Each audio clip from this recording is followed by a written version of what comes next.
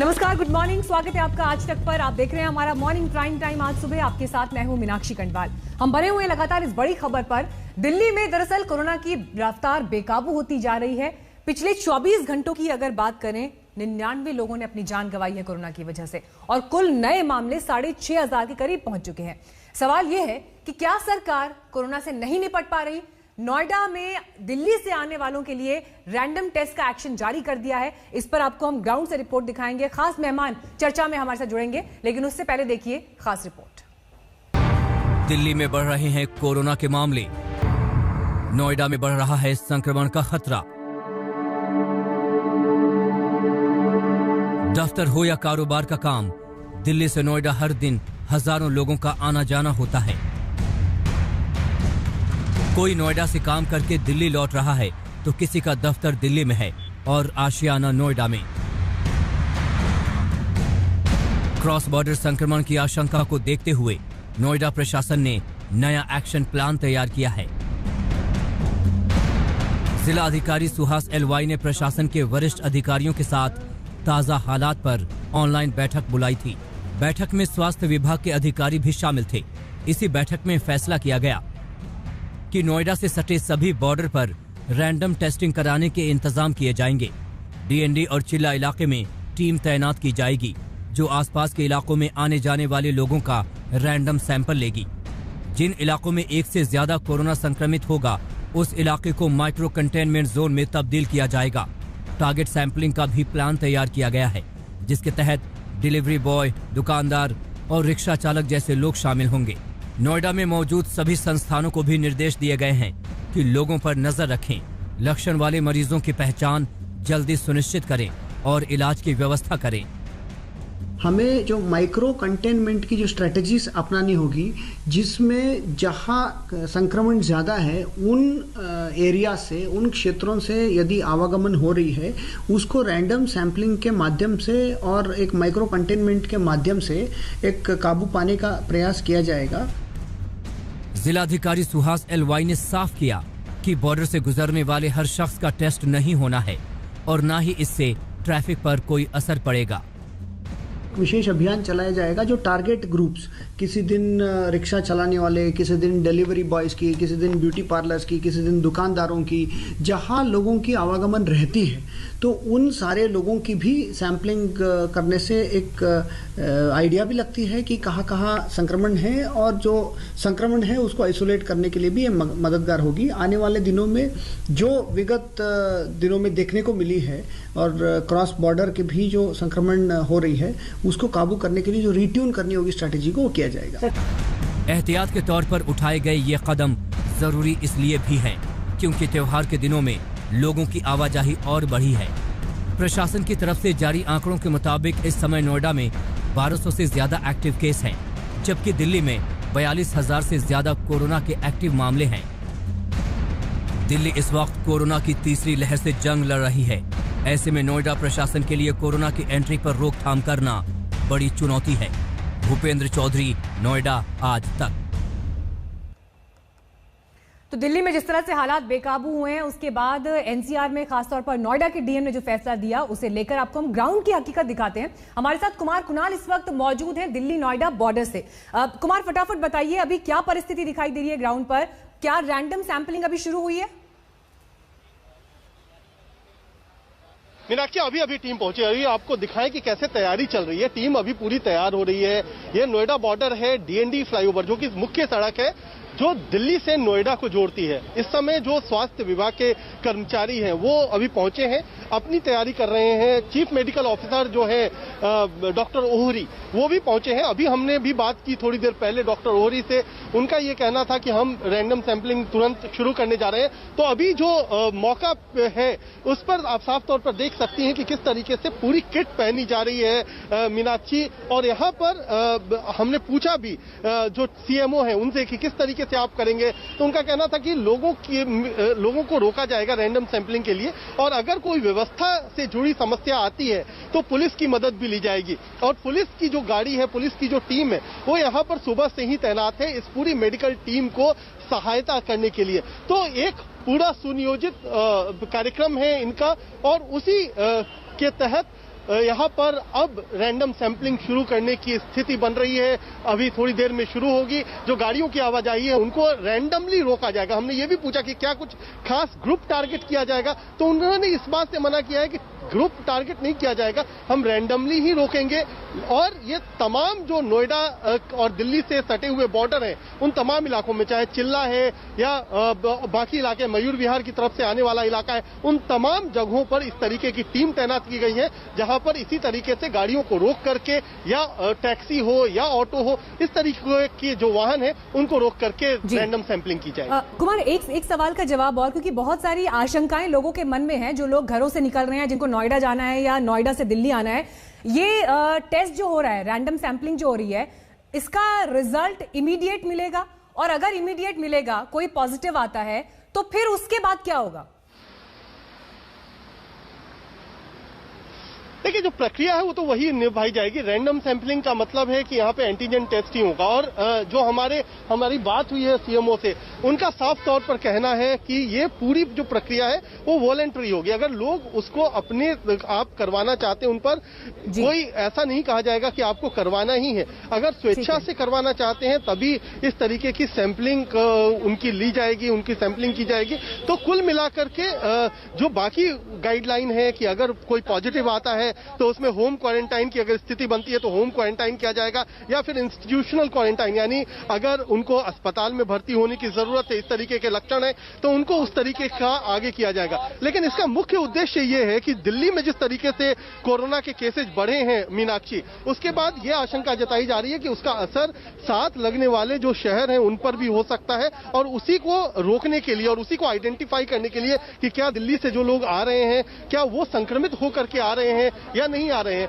उस पर ध्यान ज्यादा देने की जरूरत है, ताकि नोएडा और आसपास के जो पूरे इलाके हैं उनको सुरक्षित रखा जाए। तो ये पूरा जो टारगेट है उसका यही है कि जो दिल्ली में संक्रमण बढ़ा है, एक ऊंचाई को, पीक को उसने छुआ है, उसको कम से कम नोएडा या उत्तर प्रदेश या बाकी इलाकों में फैलने से रोका जा सके।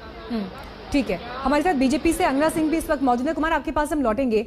अन्ना सिंह जी, जो ये फैसला लिया गया है दिल्ली में, यकीनन केसेस जिस तरह से बढ़े हैं उसके बाद एहतियातन, लेकिन सवाल ये है कि देर से आए दुरुस्त आए ये कहा जाए या फिर चिड़िया चुग गई खेत? नहीं, ये दोनों ही जो कहावतें हैं यहाँ पर बिल्कुल भी फिट नहीं बैठती हैं। उसका कारण ये है, देखिए, जो कोरोना वायरस है, आप भी अच्छी तरीके से जानते हैं क्योंकि लगातार आपके चैनल पे इस पर चर्चा होती रहती है। डॉक्टर्स भी ये बता रहे हैं, म्यूटेट करता है।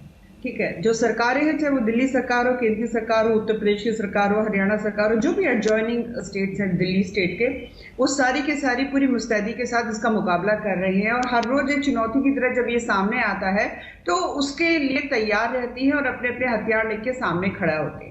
अगर मैं नोएडा का विषय यहाँ पर उठाती हूँ तो नोएडा के जो डिस्ट्रिक्ट मजिस्ट्रेट हैं, जिलाधिकारी हैं, उन्होंने ये कदम उठाया, या मैं कहूँ कि अपना एक तरकश में से एक तीर निकाला है कि कोरोना वायरस को चेक करने के लिए। जिस प्रकार से दिल्ली में ये हाहाकार मचा रहा है, दोबारा 3rd पीक आ चुका है इसका, कोरोना वायरस का, और दिल्ली और नोएडा के बीच में हम जानते हैं तकरीबन हजारों लोग सुबह से लेकर रात तक उनका आवागमन होता है, चाहे वो किसी भी विषय के लिए आ रहे हो जा रहे हो।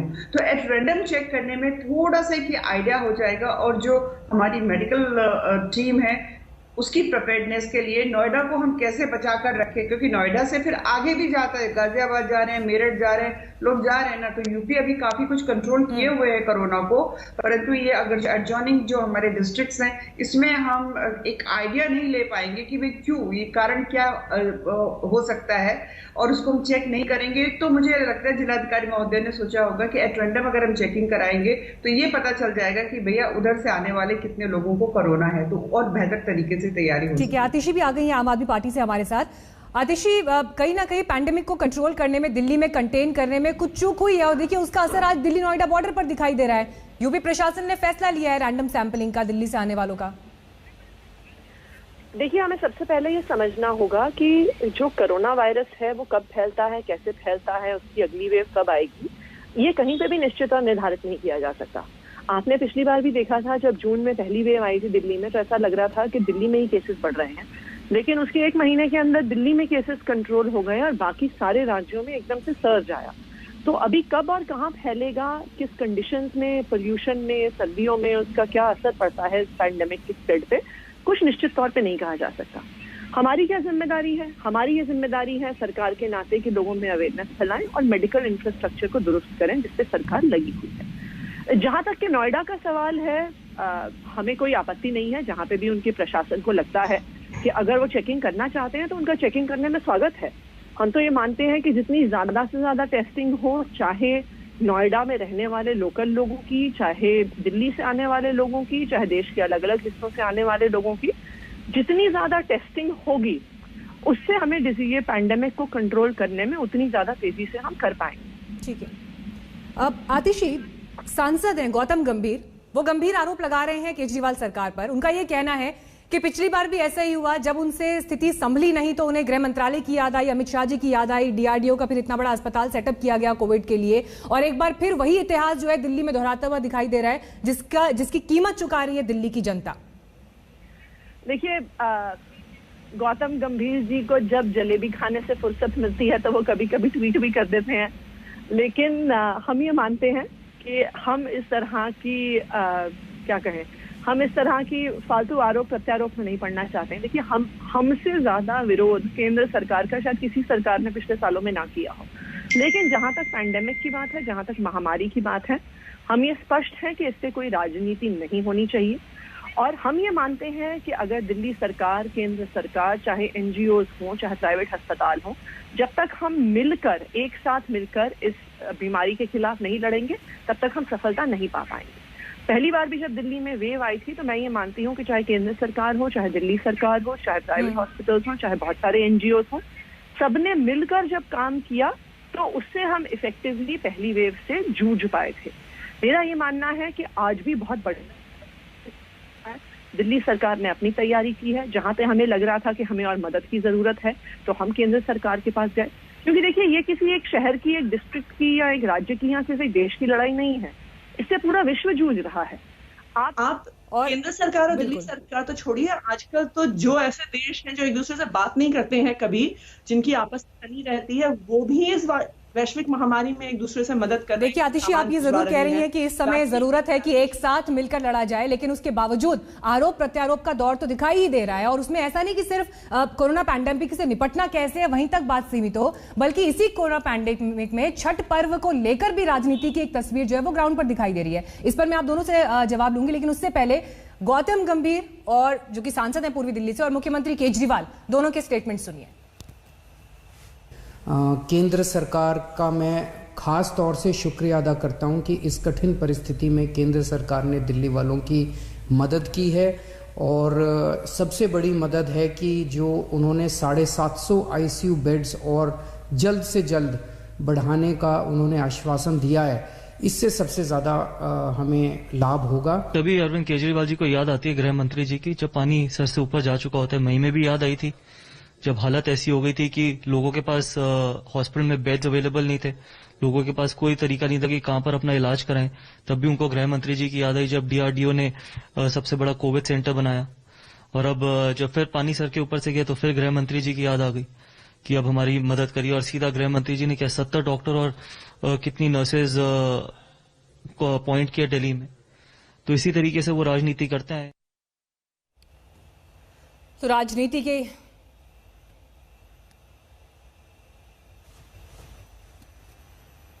इधर से सैंपल लिया जाएगा और इसका रिजल्ट 15 मिनट में बता दिया जाएगा। जो भी मतलब नोएडा से दिल्ली से नोएडा लोग आ रहे हैं, और कितने समय में जो लोग पॉजिटिव होंगे उनके साथ क्या किया जाएगा? अगर जो पॉजिटिव आते हैं तो क्या किया जाएगा उनके साथ? दिल्ली बॉर्डर से आ रहे हैं, फिर किसी का पॉजिटिव आता है तो होता है ना, उनको बताया जाएगा कि उनका पॉजिटिव है, फिर बना के फिर दिल्ली में रेफर किया। अच्छा, कितने लोगों का एक दिन में किया जाएगा मैम टेस्ट? यहाँ पे ज़्यादा से ज़्यादा करने की कोशिश करेंगे, जैसे अभी 100 क्योंकि एक दिन में मैम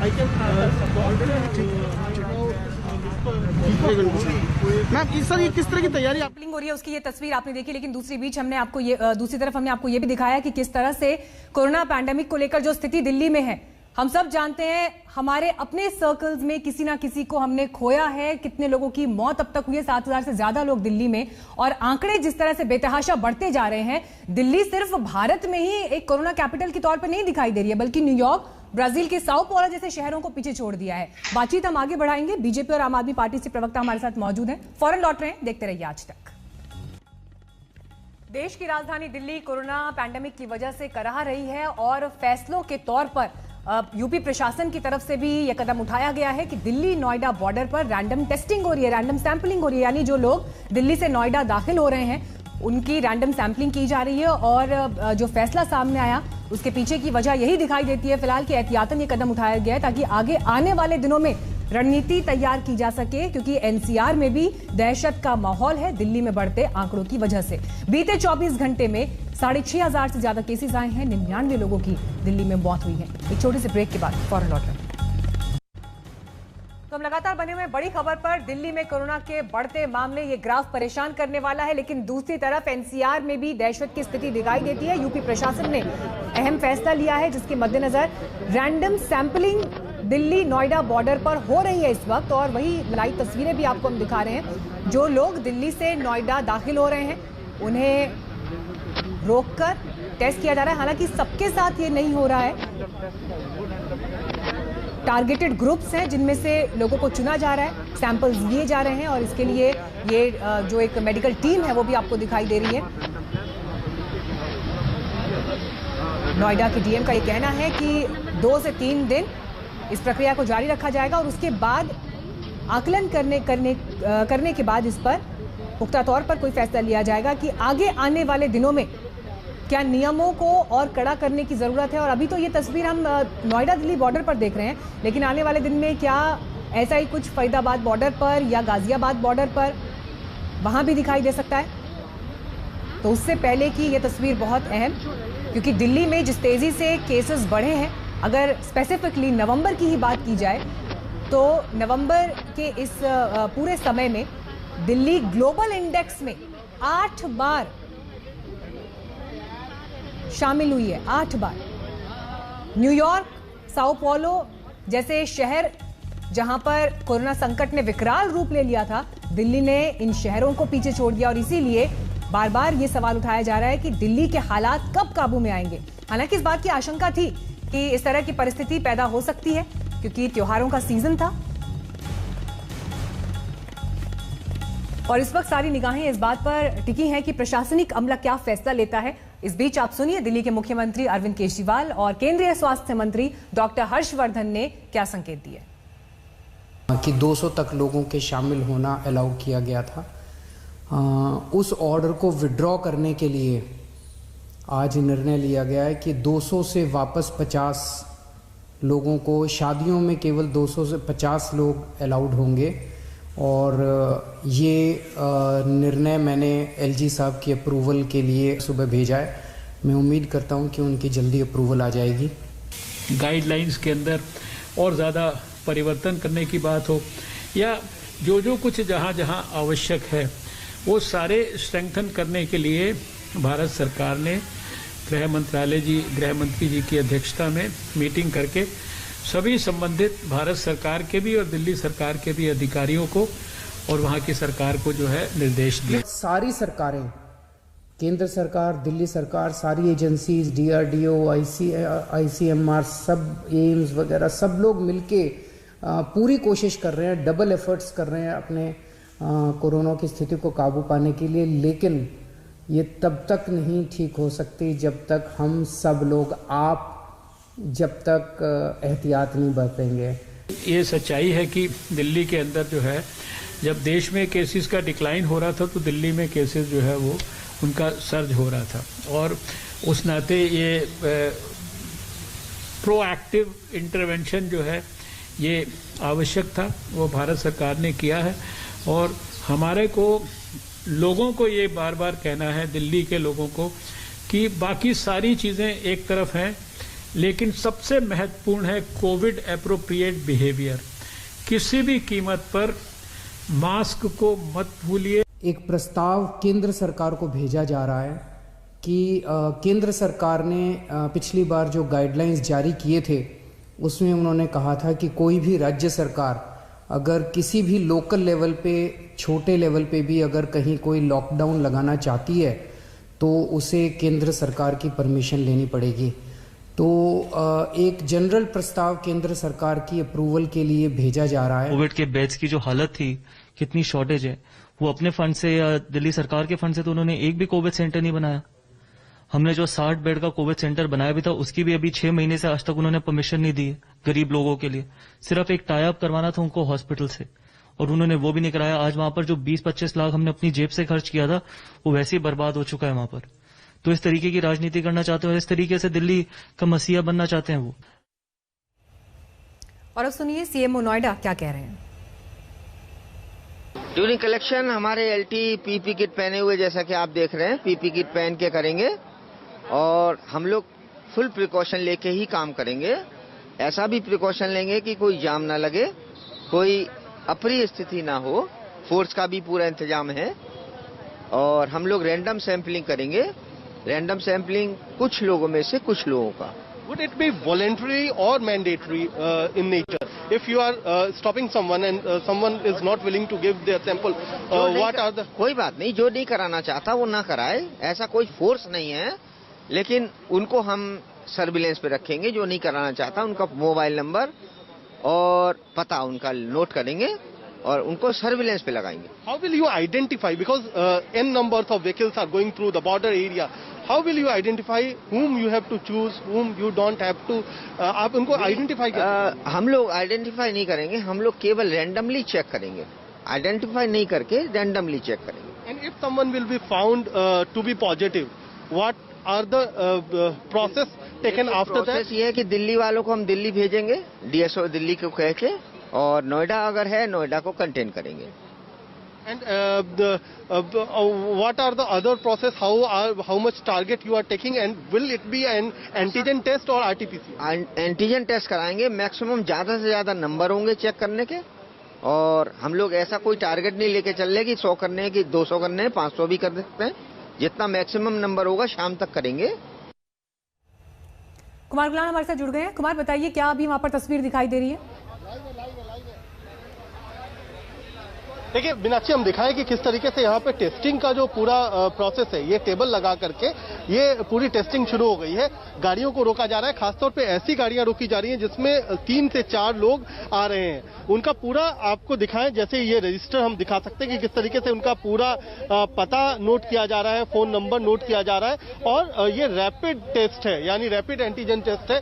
हम आपको यहाँ पर जो सीनियर अधिकारी हैं उनकी तरफ भी कोशिश करते हैं, उनसे भी बात करने का। वो पूरा हम करेंगे कि किस तरीके से ये पूरा प्रोसेस रहेगा, क्या कुछ और जो सावधानी है वो बरती जाएगी। यहाँ पर एसडीएम जो है नोएडा के, वो हमारे साथ इस समय जुड़ रहे हैं। एसडीएम साहब, किस तरीके से आप लोग ये पूरा प्रोसेस कर रहे हैं? इसमें देखिए पर्पज यही है कि चूंकि कोविड के जो केसेस है फिर से बढ़ रहे हैं, तो प्रयास यह है कि जो हमारा दिल्ली और नोएडा के बीच में आवागमन है लोगों का, उसमें इस रैंडम चेकिंग करेंगे, और अगर कोई पॉजिटिव आता है तो उसे हम वापस दिल्ली भेजते हैं। हम देख रहे हैं कि बहुत बड़ी तादाद में गाड़ियां आ रही हैं। हम कैमरा उधर भी दिखाएंगे, जिस तरीके से कि बहुत बड़ी तादाद में गाड़ी आ रही है। ऐसे में इतनी गाड़ियों में कैसे आप रैंडम करेंगे, कितनी गाड़ियों को रोकेंगे, कैसे आइडेंटिफाई? पर्पज ये है कि दोनों बातें हैं कि हमारा जाम भी नहीं लगना चाहिए, ट्रैफिक जाम भी ना लगे, और साथ ही साथ हम उसमें जैसे कि मान लीजिए 50 या 40-50 गाड़ियों में से हम एक गाड़ी को साइड में लेके उनकी टेस्टिंग करेंगे। प्रयास यह है कि ना तो ट्रैफिक जाम हो और हमारा जो कोविड कंट्रोल की जो मैकेनिज्म है वो भी सुचारू रूप से चलती है। क्यों जरूरत पड़ी इसकी? जरूरत जैसा कि अभी रिसेंटली फिर से कुछ केसेस बढ़े हैं, और जैसा हमारी टीम लगी हुई है, अच्छा काम कर रहे हैं, फिर भी केसेस में जिस तरह का कंट्रोल तो हमने अच्छा किया हुआ है, बट और घटना चाहिए। सो प्रयास ये है कि कम से कम केस बढ़े नहीं। तो ये है पूरे जो सीनियर अधिकारी हैं वो यहाँ पर मौजूद हैं। एक तरफ सैंपलिंग की जा रही है, दूसरी तरफ जो सड़क है उस पे पूरा पुलिस दस्ता लगा दिया गया है ताकि जाम जैसी हालात नहीं बने या फिर कानून व्यवस्था की कोई दिक्कत ना आए। गाड़ियां आ रही हैं, आमतौर पर ऐसी गाड़ियों को रोका जा रहा है मीनाक्षी जिसमें ज्यादा लोग बैठे हुए हैं। तो अभी कुछ गाड़ियों को रोका गया है, उनमें जो लोग बैठे थे उनकी ये सैंपलिंग की जा रही है। इसमें एक बात जो खास तौर पर ध्यान देने वाली है, अगर ये दिल्ली के रहने वाले हैं, अगर वो पॉजिटिव आते हैं तो दिल्ली में जो प्रशासन है उनको बताया जाएगा कि ये पॉजिटिव पाए गए हैं, उनको वापस दिल्ली भेजा जाएगा, यहीं से तुरंत वापस मोड़ करके, और वहां पर इन्फॉर्म किया जाएगा। और अगर नोएडा के हैं तो उनको होम क्वारंटाइन किया जाए या फिर हॉस्पिटल में अगर उनको जरूरत है उनको हॉस्पिटल तक भेजा जा सकता है। तो ये पूरी व्यवस्था यहीं पर डीएनडी पर इस वक्त टेबल लगा करके की जा रही है। कुमार, आपको क्या लग रहा है वहां पर जो पूरा जो परिस्थिति है, जो पूरी तैयारी है, वो किस तरह की है? फॉर एग्जाम्पल, अगर कोई व्यक्ति दिल्ली से नोएडा की तरफ दाखिल हो रहा है, वो अपनी गाड़ी से आ रहा है, अपने व्हीकल से है, और ऐसे में उसका टेस्ट होता है, वो पॉजिटिव निकलता है, उसके बाद का प्रोसीजर क्या होगा? लोगों के पास ये क्लैरिटी होनी चाहिए। देखिए, वही बात मैं अभी बता रहा था, आपको दिखाएं क्या कि जो स्थिति है अभी सिर्फ जो टेस्टिंग जैसे चल रहा है, हम आपको टेस्टिंग टेबल की तरफ ले जाते हैं। यहाँ पर सिर्फ 2 लोग हैं जो अभी फिलहाल सैंपल ले रहे हैं। 2 लोगों से आप कितनी बड़ी तादाद में इसको अगर थोड़ा सा और रिफ्रेश करें कुमार, तो अगर कोई व्यक्ति पॉजिटिव आता है तो क्या जो दिल्ली का एडमिनिस्ट्रेशन है उसके साथ में यूपी एडमिनिस्ट्रेशन समन्वय में, कांटेक्ट में है? उसके लिए वहां दूसरी तरफ भी क्या व्यवस्था जो है वो पुख्ता दिखाई देती है? देखिए, हमने बात की है, जो अभी हमने एसडीएम से भी बात की थी और सीएमओ से भी बात की है। दोनों का कहना यही है कि अगर बॉर्डर पर अगर कोई दिल्ली का रहने वाला है, दिल्ली का एड्रेस है, अगर वो पॉजिटिव पाया जाता है, अब सीएमओ साहब से हम पूछ लेते हैं, अगर कोई दिल्ली का रहने वाला है, वो पॉजिटिव पाया जाता है डॉक्टर ओहरी, तो क्या उसके लिए व्यवस्था है? आप क्या प्रशासन से वहां संपर्क में है? सर, वो दिल्ली जाएगा और दिल्ली ही भेजा जाएगा, वहां पर जाके होम आइसोलेशन या जैसा भी उसकी कंडीशन रेफर करेगी वो काम। ठीक है सर। तो क्या वहां के प्रशासन से आपने संपर्क किया है या एक कोऑर्डिनेटेड है या आपने अपनी तरफ से? कोऑर्डिनेटेड है, हमारी तरफ से है, ये कोऑर्डिनेटेड भी है। कोई एसडीएम साहब हमारे यहाँ यही हैं और प्रशासन से भी संबंध रख रहे हैं वो। ठीक, तो ये जो पूरा है प्रशासन, स्वास्थ्य विभाग, पुलिस, ये तीनों जो महकमा है नोएडा प्रशासन का, वो तीनों मिलकर के है यहाँ पर। जो सीएमओ का कहना है वो ये है कि प्रशासन का जो पूरा मामला है वो एसडीएम के जरिए जो दिल्ली के प्रशासनिक अधिकारी हैं उनसे संपर्क किया जाएगा, और जो यहाँ पर पॉजिटिव पाए जाते हैं, अगर वो दिल्ली के रहने वाले हैं, दिल्ली के रेसिडेंट हैं, तो उनको दिल्ली सूचना उनकी दी जाएगी, उनका फोन नंबर नोट किया जाएगा, उनका एड्रेस नोट किया जाएगा, और उनको यहाँ से सीधे वापस कर दिया जाएगा। उनको नोएडा में अंदर आने की अनुमति नहीं दी जाएगी। लेकिन फिर आपको बता दें, ये रैंडम सैंपलिंग है, बहुत सारी गाड़ियां आ रही हैं, हजारों की तादाद में गाड़ियां आ रही है, उसमें से महज चंद गाड़ियां, क्योंकि लोग अभी नहीं है, जो यहाँ पर स्टाफ है वो महज 2 स्टाफ है जो इस समय पूरी सैंपलिंग को अंजाम दे रहे हैं। तो आप समझ सकते हैं कि जो पूरी तैयारी होनी चाहिए उसके हिसाब से अभी सिर्फ 2 जो यहाँ पर डॉक्टर्स है वो इस समय सैंपल ले रहे हैं। और बिल्कुल कुमार, आपके पास लौटेंगे आगे और अपडेट्स के लिए, लेकिन जिस तरह की तस्वीर अभी दिखाई दे रही है दिल्ली नोएडा बॉर्डर पर, उसके मद्देनजर आने वाले दिनों में कड़े फैसलों की सूरत हो सकती है।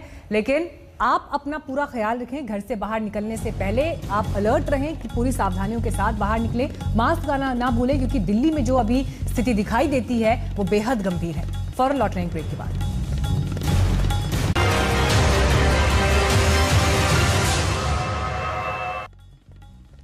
तो आपको एक बार फिर दिल्ली नोएडा बॉर्डर की तस्वीर इस वक्त दिखाते हैं, जहां पर रैंडम सैंपलिंग की प्रक्रिया शुरू हो गई है। मेडिकल टीम वहां पर मौजूद, सीएमओ नोएडा के वहां पर मौजूद, और डीएनडी और चिल्ला इलाके में भी टीम्स तैनात हैं। यानी नोएडा से, दिल्ली से नोएडा जो लोग दाखिल हो रहे हैं उनकी रैंडम सैंपलिंग की जा रही है।